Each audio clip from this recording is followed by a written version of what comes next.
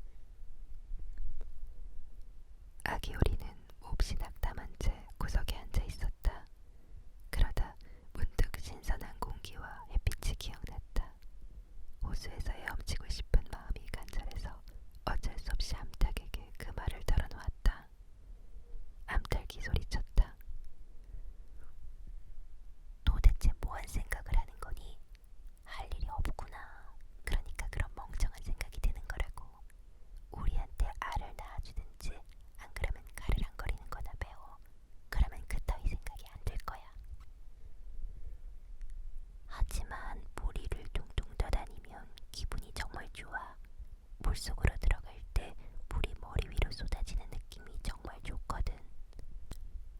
그래, 엄청 좋을 거야. 넌 정신이 나간 게 틀림없어. 고양이한테 물어봐. 고양이는 내가 아는 제일 영리한 애거든. 그 애가 헤엄치거나 물속에 들어가는 게 좋은지 어쩐지 말이야. 뭐 나는 굳이 말하지 않겠어. 그래도 우리 주인 노파한테 물어봐.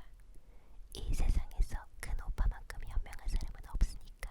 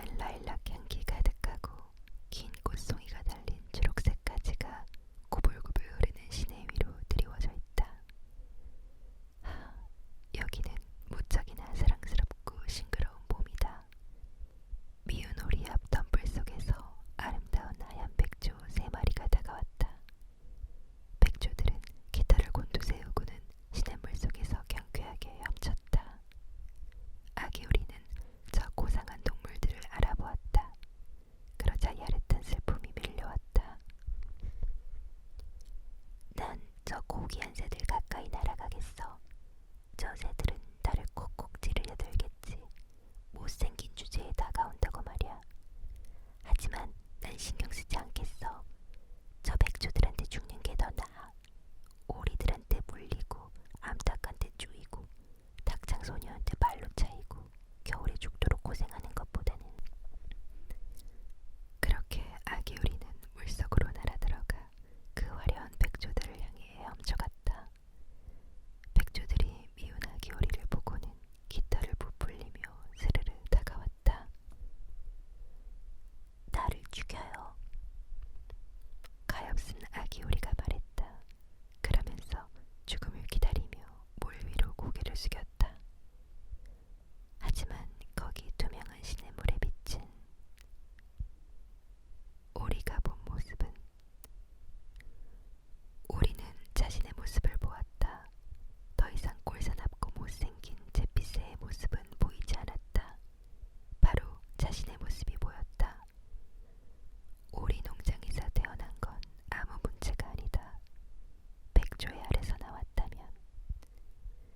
미운 아기 오리는 무수한 고난과 역경을 거쳤기에 부쩍 기뻤다. 이제 자신이 만난 행운과 아름다움을 완전히 이해했다. 커다란 백조들이 주위로 다가와 뿌리로 쓰다듬어 주었다. 몇몇 어린아이들이 정원으로 와서 볼 위로 곡식과 방조각을 던졌다. 가장 어린아이가 소리쳤다.